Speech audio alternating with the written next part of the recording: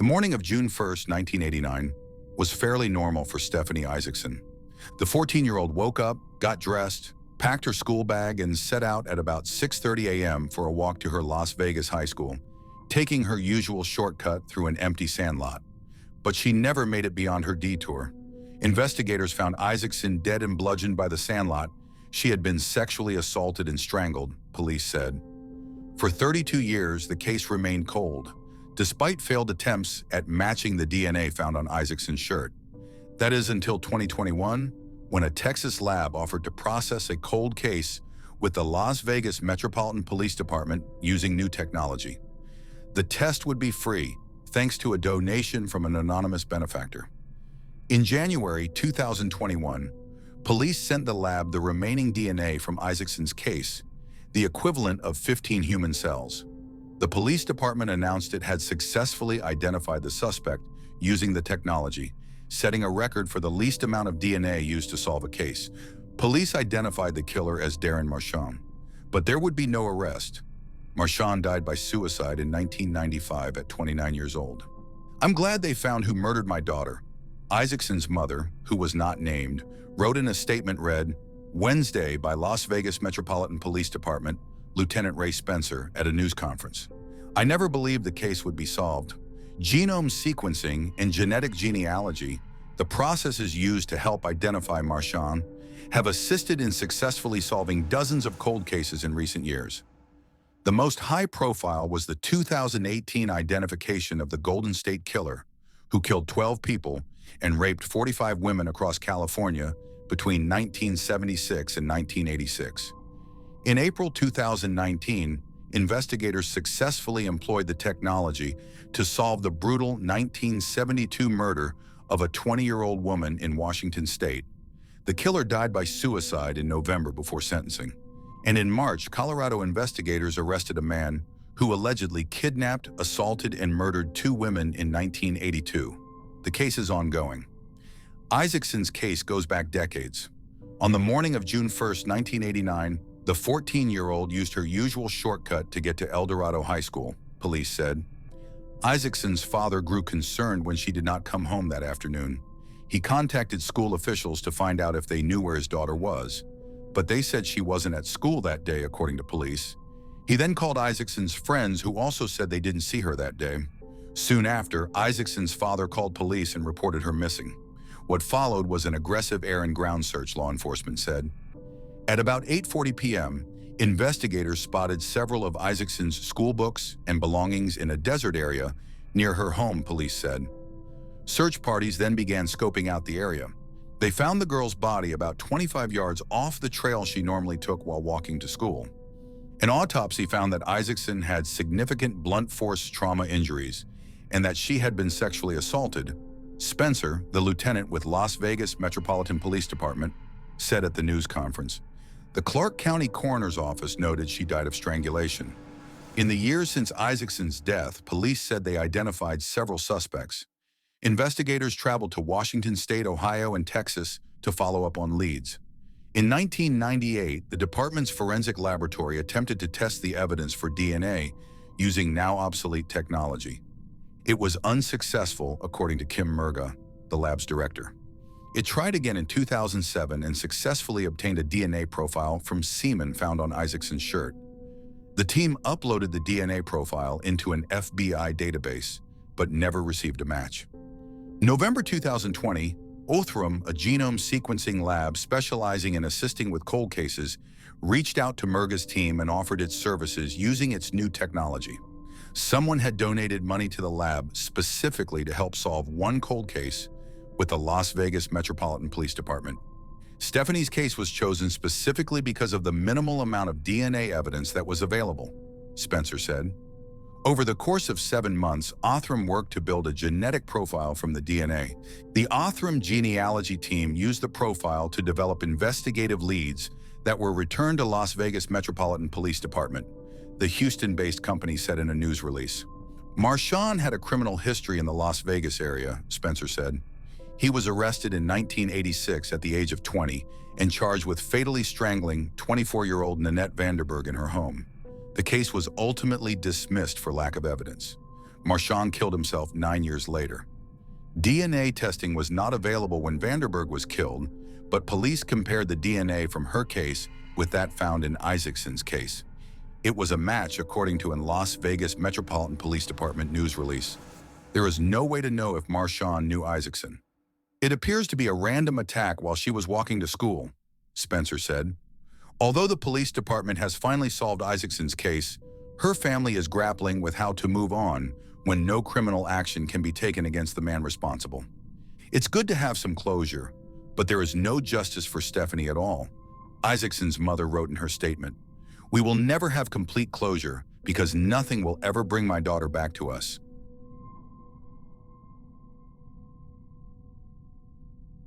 In 1984, a 69-year-old woman was attacked on the 300 block of Atlantic Street, dragged into an alley, raped and killed in Roseville, California.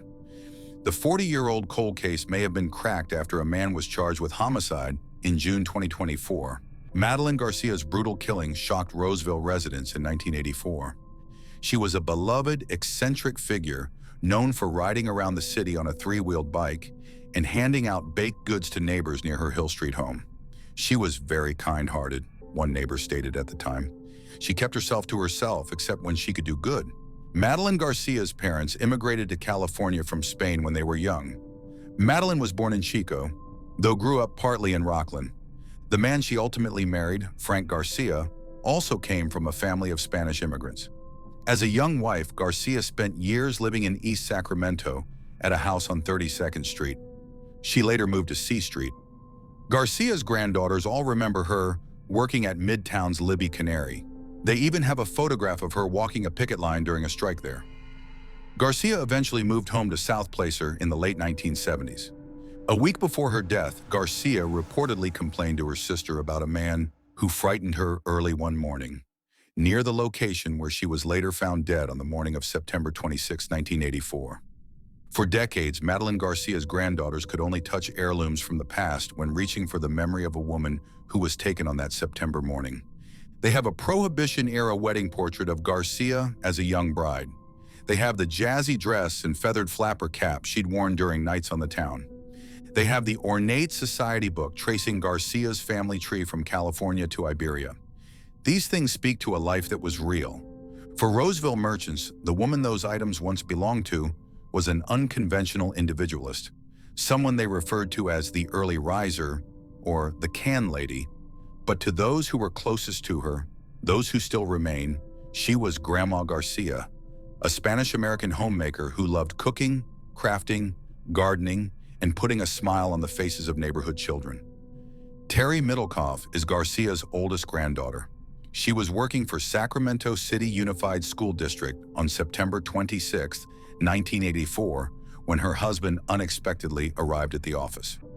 McAdams remembers being told that she had to leave with him right that minute. When we got to my mom's house on College Greens, she came running outside saying, "Someone murdered Grandma," McAdams recalls. Then my husband drove my father to the morgue to identify the body. It was decades later when McAdams and her sisters learned just how merciless the slaying was. By then, Garcia's survivors had mainly lost hope about learning who would do the unthinkable to their grandmother.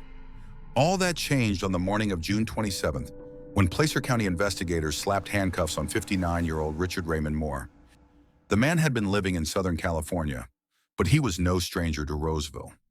Reports state that South Placer police noticed in the state archive from the fall of Garcia's death revealed that Moore was arrested for arson just weeks later, with that incident happening some 2.5 blocks from Garcia's murder scene and on the very same street.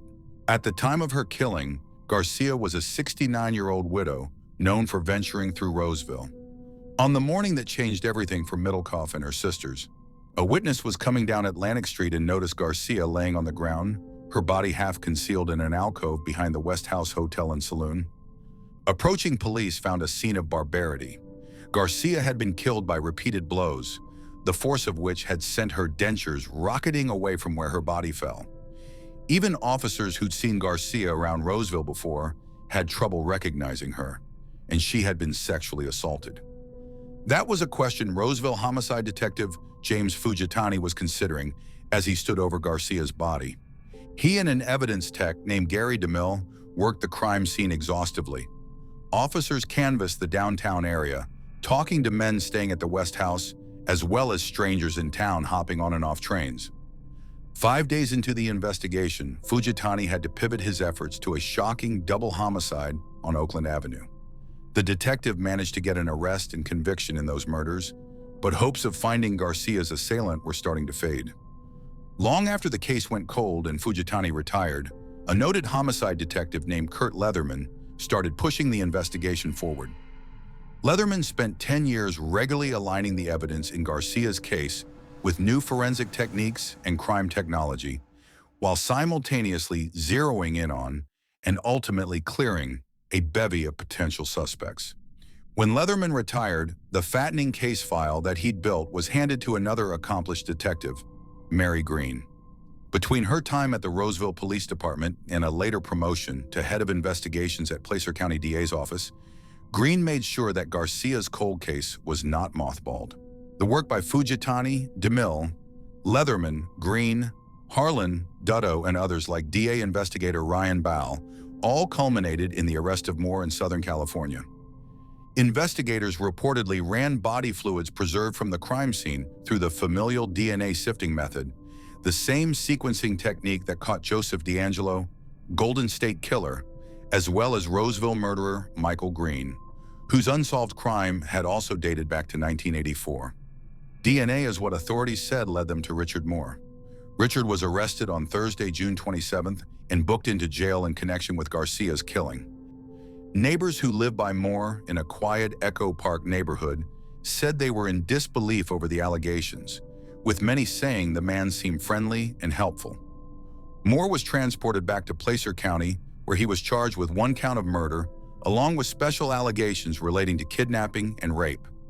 He appeared in court on July 8th for an arraignment hearing, where a public defender was appointed, and he entered a not guilty plea.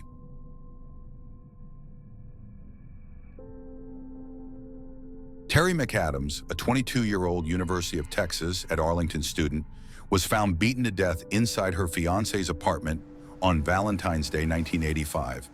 Investigators struggled to find her killer, but no arrests were made and the case went cold. On February 14, 1985, McAdams' body was found by a maintenance worker in the apartment that the Arkansas native shared with her fiancé in the 2500 block of Walnut Hill Circle in Arlington. She had been brutally beaten and sexually assaulted. McAdams' fiancé was out of town on a business trip, and she had planned to pick him up at the airport later that day. Detectives were able to eliminate him as a suspect shortly after the attack. The couple had planned to marry within months. At the time, detectives said McAdams' $5,000 engagement ring was taken during the attack. Police alerted area pawn shops to the missing ring at the time. Her alleged killer also left behind a distinctive shoe print outside her home, according to police. Police did not find a murder weapon but believed that the killer used a hammer or some other type of blunt instrument. At the time, a filtered cigarette found at the scene was tested for DNA. Homicide detectives worked around the clock for months. McAdams' parents offered a reward, pleading for help to apprehend the person who killed their daughter. McAdams had been scared by a series of killings and disappearances of young women in the Fort Worth area that made headlines beginning in 1984. Her mother, Ann McDonald, stated in 1985. Fort Worth police and other law enforcement in North Texas started a task force to investigate the possibility of one or more serial killers committing the murders. The college student took extraordinary precautions to try to protect herself, such as quitting her job in Irving so she wouldn't have to drive home after dark, her mother said. At night, especially when her fiancé was out of town, Terry became reclusive and rarely went out, even for groceries. She often called her mom in Little Rock to discuss her fears. She was terrified, Ann McAdams said in March 1985. All the girls who disappeared or were killed were about her age, and they were young, pretty girls. So naturally, being that far from home in a strange town, and something like that going on, you would be afraid. She was really careful about not going out at night, and she took every precaution she thought necessary. Her killer found her at home, according to police. Investigators found evidence that suggested the murderer broke in through a patio door. Police believe McAdams was killed on the night of February 13th or early on the morning of February 14th. She had gone to a store that day and was planning to bake a cake for her fiancé for Valentine's Day. McAdams' younger sister Karen Hopper says her family had come to terms that police would never find the person responsible for the brutal attack. Their parents have since died. In 2023, Arlington Police Department sought the assistance of the FBI's investigative genetic genealogy team to help work on the case through analysis of DNA evidence. Despite exhaustive investigations, police were not able to identify McAdams' killer until now. On Wednesday, August 14, 2024, Arlington Police and the FBI announced that DNA testing of a relative confirmed the killer's identity. The killer, Bernard Sharp, took his own life months after McAdams' death, police said. He shot himself after killing his wife and her friend and critically wounding her cousin. Police do not believe the two knew each other and say the attack appears to be random. Sharp, a registered sex offender who lived nearby, was one of dozens questioned but was never arrested. But now police say they have no doubt that he was the killer. McAdams' family is grateful the department never gave up. Investigative genetic genealogy is one of the most valuable tools that law enforcement has access to today, Chad Yarbrough, a special agent with the FBI office in Dallas, said in a statement.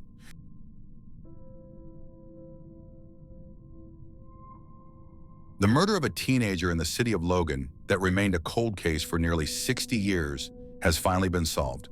Police announced Wednesday on the anniversary of the crime. Tanya Weber, a 17-year-old senior at Logan High School, was found dead on June 26, 1965, with her partially nude body found just blocks away from her home on West Street. At the time, an autopsy showed Weber had been strangled and that her death was a homicide. Rhonda Christensen was 14 years old at the time and still remembers when she learned that her older sister had been murdered. She and her family were attending a reunion in Idaho when police located them and told them what took place. The policeman came in and asked for my parents, explained Christensen. They took them outside and told them what happened. There was a lot of support from our extended family. Evidence collected from the crime scene included Tanya's clothes. The press release did not mention additional pieces of evidence. An investigation led police to interview about 1,000 people and collected statements from 150 of the interviewees, with 26-year-old Owen Hodges Kimball, who was in the area at the time of Weber's death, being identified as a suspect. However, on June 30, 1965, just days after Weber's body was found, Kimball was discovered to have committed suicide by carbon monoxide poisoning after his family reported him missing. Following Kimball's death, the Cache County attorney said there were no prime suspects to prosecute in Weber's murder, leaving the case unresolved. In 2022, Logan police reopened the case, with Weber's clothing being examined for DNA analysis, which discovered a mixture of several males' DNA on her clothing. An order was signed to exhume Kimball's body, which occurred on November 2, 2023, to collect DNA samples from his remains. Testing conducted by the Utah State Crime Lab and an independent lab in Virginia discovered Kimball's DNA on the clothing Weber was wearing when she was murdered. After reviewing the new evidence, authorities confirmed that Kimball did in fact kill Ms. Tanya Weber, and this evidence would be sufficient to obtain a verdict beyond a reasonable doubt. Police wrote in a release Wednesday, June 26th. Logan police have remained in contact with Weber's family through the latest investigation, saying they hope this information provides them closure. Lieutenant Lemuel Earl was one of the lead investigators on the case all those years ago. He's been retired 24 years now, but said it was a case he could never get out of his mind. My primary role at that time was investigations, Earl said. He arrived on the scene on June 26, 1965. He said the hours and days that followed were painstaking as he and other investigators processed the crime scene and meticulously gathered evidence. Their precision and attention to detail are likely the reasons DNA evidence was still intact all this time later. We were careful, Earl said. We took hundreds of pictures. We photographed her shoes, her clothing, her underwear. Weber said he has forgiven his sister's killer, and he hopes this can bring closure to others close to the case too. Earl said getting that call on the 59th anniversary of Tanya's death was a personal payoff.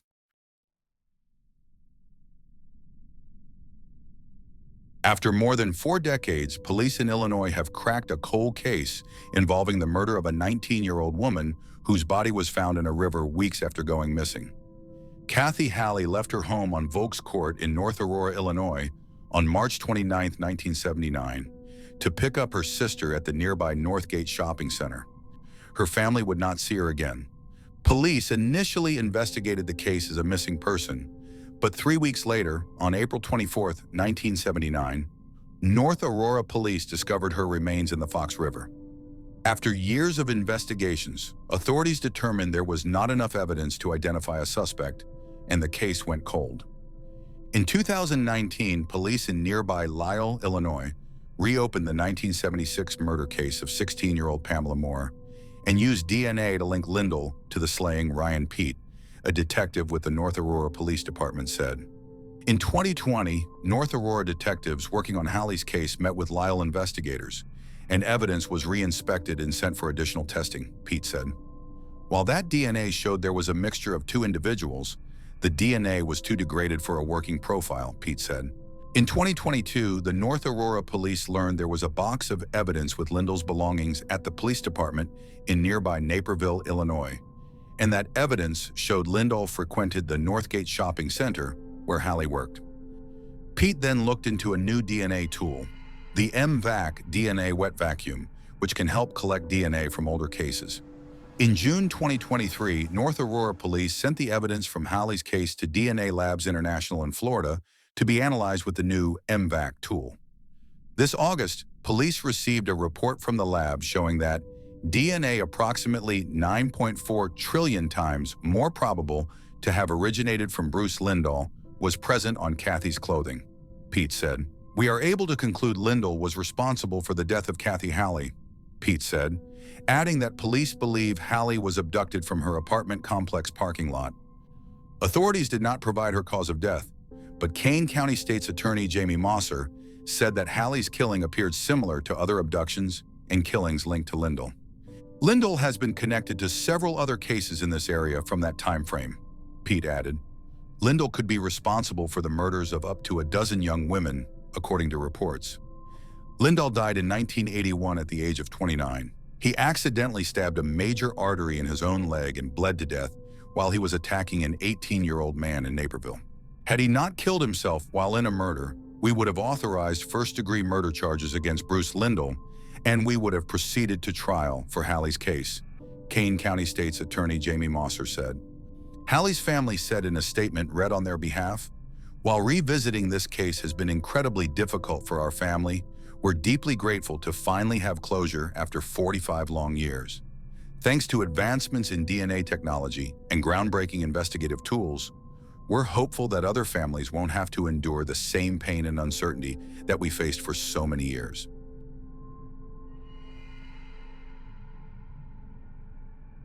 Detectives have made an arrest in the 1980 killing of a Sacramento mother after years of struggling with evidence. Water leaking from a 27-year-old Sacramento mother's apartment frustrated residents who called the apartment manager to complain. The manager arrived at the two-bedroom apartment in the North Laguna neighborhood to investigate, but it wasn't just water that greeted the manager of the Rangewood West Apartments in August 1980. A baby crawled amid knocked-over furniture scattered through a blood-spattered apartment that apparently bore signs of a struggle. An assailant had scrawled an offensive racial slur over the bathroom door and vanity mirror, authorities said. Helen Terry, the mother, was found next to an overflowing bathtub with 13 stab wounds on her chest, back, thigh, and abdomen area, according to reports in 1980. Police at the time theorized that Terry desperately fought her assailant, who dragged her to the bathroom. On Wednesday, October the 2nd, the Sacramento Police Department announced the arrest of 81-year-old Robert Terry on suspicion of Helen Terry's homicide at the apartments on Wyndham Drive. The Rancho Cordova resident was arrested Friday, September 27th, and is being held without bail in the Sacramento County Jail on homicide charges. Investigative leads had dried up in Helen Terry's homicide until 2016, when an investigator reopened the case under an initiative to investigate cold cases. Police said DNA found at the scene pointed to a suspect named Robert Terry, 81, but it still wasn't enough to arrest Terry. Investigators partnered with the Sacramento County District Attorney's Office to re-examine the case, Through advanced investigative methods, investigators found new information that provided necessary evidence to arrest Terry. Helen Terry had believed her son to be Robert's son, something to be disputed. Both were involved in a paternity lawsuit to determine the son's father. Officer Anthony Gamble, a spokesman for the police department, said it is still unclear if Terry fathered the child and what the relationship was between the suspect and victim. Terry appeared Monday, September 30th, for his arraignment in Sacramento Superior Court, but the hearing was postponed.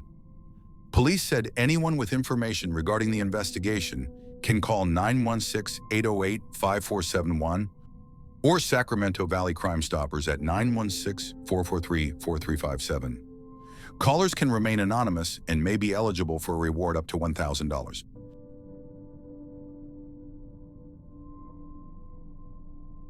After 7 years, one family in Florida is finally getting justice for their daughter, Christin Cassels, after 3 men were arrested in her murder case. Brenda Cassels is living a nightmare. I go every night to her room and tell her good night and that I love her and I will never stop seeking justice for you, baby. Detective James Parker at the Alachua County Sheriff's Office has been working this case since the very beginning on April 21, 2017.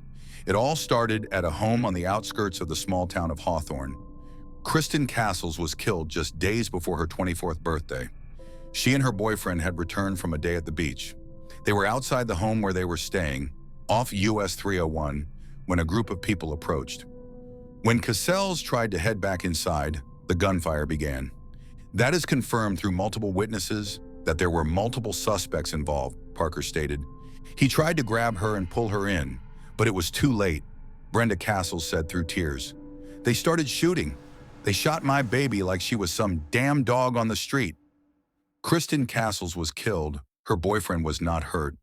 Parker doesn't believe she was the target or that her death was ever part of the suspect's plans. He believes they were after something else. There were items that were targeted, money and potentially narcotics, Parker said. The fact that someone died as a result, my belief is that this plan that was devised did not go according to plan. But the fact remains shots were fired and Christin Cassels died. In his investigation, Parker says out of all the people deputies spoke to, no one had anything negative to say about the 23-year-old, which even he admits is rare. Brenda Cassels says her daughter was a certified nursing assistant who wanted to focus on taking care of the elderly. Now she will never see all her daughter could have become. It's not fair that we have to go to the cemetery to see her, Brenda Cassels said. She should be out doing what she loves to do. The investigation has been a challenging one for Parker. Hawthorne is a small town and loyalties run deep, so information about Christin Cassels' death has been sparse. There are people in that community that do know information and have not provided it, he said. It could end the nightmare for Brenda Cassels and her family because they could finally give their daughter justice. But all that changed in July of this year. On Monday, July 15th, 42-year-old Kenneth Altador was arrested in Fort Lauderdale, and Tuesday, July 16th, 28-year-old Blake Jackson was arrested in Hollywood, Florida, and Nickinson Perrin, 36, is also charged and was already in federal prison on an unrelated case. Perrin has been incarcerated since 2020, and his extradition date is set for July 21st. I want them to stay locked up and never get out. At least you still have a little bit of freedom because you can breathe, eat, and hang out in a jail cell where I can't even talk to my daughter, shared Brenda Cassels. All 3 suspects are being held on no bond on first-degree murder charges. I always knew Blake had something to do with it, and his whole family would lie about it, and they were supposed to have been friends with my daughter, said Brenda Cassels. Brenda Cassels said that Christin grew up with Jackson and worked for his mother. She says she couldn't be more grateful for the detectives at the Alachua County Sheriff's Office. An Alachua County grand jury indicted Blake Jackson, 28, Kenneth Altador, 42, and Nickinson Perrin, 36, on charges of first-degree murder and armed burglary.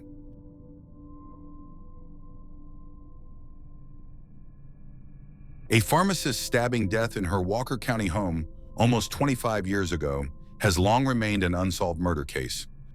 On June 11, 2000, McDonald's body was discovered with multiple stab wounds at her home on Arnold Lane in Lafayette, North Georgia, Walker County Sheriff Steve Wilson said at an August 30th news conference. She had been dead for about 3 or 4 days before her body was found, according to the sheriff. The Georgia Bureau of Investigation's third effort at solving the murder of Julie led them to Birmingham, Alabama, right at the door of Clarence George. George was initially identified as one of 4 or 5 suspects in the case, said Special Agent in Charge Joe Montgomery, in part because George was found with McDonald's checkbook in neighboring Catoosa County. It was not a stranger crime, Wilson said. They knew each other. Montgomery declined to discuss what motive George may have had for killing McDonald. They say the 63-year-old was a match with the evidence, and on August 22nd, officers arrested George and booked him into the Jefferson County Jail in Birmingham. "We never give up on these cold cases," Walker County Sheriff Steve Wilson said at a press conference. George would have been 39 at the time of McDonald's stabbing death. The Walker County Sheriff's Office, who also brought in the Georgia Bureau of Investigation, attempted to solve the case at the time, but could not. Then came another effort in 2015 and 2016. While the Georgia Bureau of Investigation says agents and Walker County detectives made tremendous progress, they still weren't able to bring the case to a close. As part of the investigation, they resubmitted evidence for tests, but they say the tests couldn't identify the suspect. However, starting in 2023, a Walker County lieutenant and a Georgia Bureau of Investigation special agent stepped into the investigation and retested the evidence. It would end up helping lead investigators to George, putting him behind bars in McDonald's death. The efforts of the detectives and the Georgia Bureau of Investigation agents led to the murder and aggravated assault charges on George, the press release says. Wilson said in his press conference that the original investigation showed that George and McDonald had known each other before the crime occurred. "I wouldn't want to categorize them as friends because I don't think friends murder their friends, but they were acquaintances," Wilson said. "They knew each other. It was not a stranger." Now, Sheriff Wilson hopes that the arrest helps bring closure to Julie Ann McDonald's family after 24 years of not knowing who killed their loved one. Many of the victims' relatives have since died, but authorities said they notified McDonald's niece and nephew of the arrest. The biggest gratification working these cold cases is giving the family some relief, knowing someone has been found guilty in a court of law and someone was held accountable for a death that is totally unnecessary, Wilson said. "That's what I think is the biggest victory when you are able to get a conviction in these cases." George has a lengthy arrest record in Alabama, but not for violent crimes, court records show. George was taken to the Jefferson County Jail in Birmingham, where he is awaiting extradition back to Georgia to face his charges.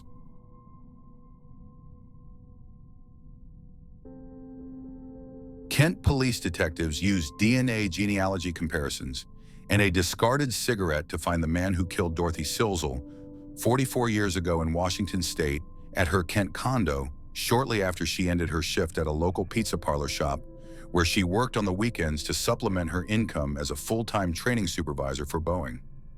Dorothy Marie Silzel was last seen the night of February 23, 1980, between 10 and 10:15 p.m. when she left Gaetano's Pizza at the end of her shift. Silzel graduated from high school in Mandan, North Dakota. She lived in the Seattle area for about 12 years prior to her death. Silzel, whose family and friends called Dottie, was single and lived alone and worked 2 jobs. By day, she was an instructor at Boeing Aircraft Company. Some nights, she also worked at Gaetano's Pizza to earn extra income. On February 26, 1980, a Kent patrol officer was dispatched to Silzel's condo to meet her friends and coworkers from Boeing for a welfare check. She had not reported for work for 2 days, which was highly unusual. The officer entered the home through an open slider door and found Silzel's body on the 2nd floor of the condo. She had signs of lividity, indicating she had been dead for some time. Local police found that she had been sexually assaulted, suffered a blow to her head, and deemed her death to be a homicide via strangulation. "Aunt Dottie was my dad's youngest sister and the baby girl of a family of 9, said her niece, Leanne Milligan. "I remember when we were little kids, she would hand sew a whole box of Barbie doll clothes and give them to all of her nieces. She was that kind of person." Milligan was 20 years old when Dottie was killed. She idolized her and remembers how much she loved her career. "She was only 10 years older than I am. She worked at Boeing. I got a job at Boeing, and we were more alike at that time of our lives." Although DNA technology was not advanced enough to identify a suspect at the time, DNA evidence was collected during the initial investigation, including a bathrobe. Evidence was sent to the Washington State Patrol Crime Lab, and utilizing microscopic examination, the lab located DNA evidence belonging to an unknown male, named Individual A, according to police. Over the years, multiple Kent detectives were assigned to the case and worked numerous tips and leads. Multiple DNA samples were obtained for comparison, but none had been identified as the Individual A. In 2015, members of Silzel's family contacted Ford, a major crimes sergeant, to take a look at the case again. Ford assigned the case to himself and has worked it for the last 9 years. "I knew about the case," Ford said at the press conference. "I knew her name. I didn't know all the facts. Once I got into it, I couldn't put it down." In March 2022, Kent police began pursuing possible DNA matches and came back with 11 suspects, according to reports. Washington Attorney General Bob Ferguson said on social media that his office's sexual assault kit initiative funded forensic genetic genealogy testing that narrowed the list of suspects. 2 of the potential suspects identified through DNA were Kurt and Kenneth Kundert, brothers living in Arkansas. In September 2023, Kent detectives found out the 2 brothers were in custody for an assault. Ford worked with the Van Buren County Sheriff's Office to request voluntary DNA from the brothers. Kurt Kundert gave a voluntary sample, according to police. Kenneth Kundert declined. The State Patrol Crime Lab excluded Kurt Kundert as a suspect because he was not a match. The other suspect, Kenneth Kundert, who at the time was living in Van Buren County, Arkansas. He had lived and worked in Seattle in 1987, but no earlier records were available. Police also found that he had a family member who had lived near Silzel at the time of her murder, and he had misdemeanor convictions in King County throughout the 80s and 90s, according to reports. Kundert was already under investigation for assault in Arkansas, and during an interview with him about the crime, Van Buren County detectives tried to get a sample from him, but according to charging documents and police, he put extinguished cigarettes in a water bottle that he drank from in his pocket and declined to give a voluntary sample. Kent police began conducting surveillance on Kundert while he lived in Arkansas. Eventually, he dropped a cigarette before entering a store. The cigarette was recovered and tested for DNA. The DNA on the cigarette matched the DNA that was found in Silzel's condo, police said. Members of the Van Buren County Sheriff's Office and detectives with the Kent Police Department arrested Kundert on August 20th. Kundert has been charged with first-degree murder. He is being held on a $3 million bail.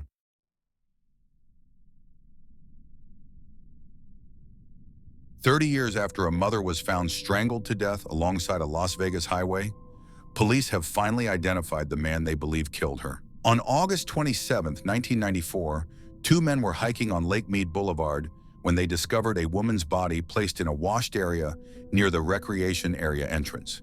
It was obvious she had been dragged there, police said. The Clark County coroner identified the woman as 27-year-old Melonie White and determined she had been the victim of a homicide. She had been strangled, police said, and also died from blunt force trauma. DNA of the suspected killer was recovered at the scene. White had moved to Las Vegas with her boyfriend in the spring of 1994, police said. When her family couldn't get a hold of her, they reported White missing. Her 2 brothers, Walter and Jason, said their sister had a son who is now 33 years old. They said at the time of her death, White was at a crossroads and was struggling with jobs and to find her place in the world. She was traveling back and forth between Phoenix and Las Vegas and loved fashion, Walter said. Melonie's family reported her missing after they couldn't contact her for some time, Las Vegas police said on Tuesday, October 22nd, in the news conference announcing the identity of her killer. Investigators at the time received many leads, and every one of them was followed up on, but ultimately their exhausted effort did not identify the suspect. Police were unable to identify a suspect at the time, and the case eventually went cold. The case was reopened in 2010 when a DNA profile was entered into CODIS, a national DNA database that allows law enforcement agencies to compare DNA profiles to identify suspects, link crimes, and find missing persons. Still, police said investigators weren't able to find a match. 11 years later, in 2021, cold case detectives with the assistance of the Vegas Justice League sent the DNA profile to Othram Labs to help identify the suspect. On August 26, 2024, the lab notified police they identified the alleged suspect as Arthur Lavery, who grew up in the Las Vegas area and would have been 38 years old at the time of White's murder. Lavery died from COVID-19 complications in 2021. His only criminal history was a battery charge, said police. Police said many of White's friends had seen her the night before her murder in an area of Las Vegas near where Lavery lived. But they have not been able to establish a direct link between the two. Jason White, Melonie's younger brother, thanked the police department and the Vegas Justice League for helping bring the case to a close. It was a short conversation that closed the book on 30 years of not knowing what happened. He said of the call from police that let him know his sister's alleged killer had been identified. "We will always miss Melonie and believe the solving of her murder will help bring a measure of peace to her and all of us," he said. Jason and Walter say many members of their family were broken as they mourned the loss of Melonie. They have now found closure with this news. "She was just a really nice person. It's tragic," said Walter White.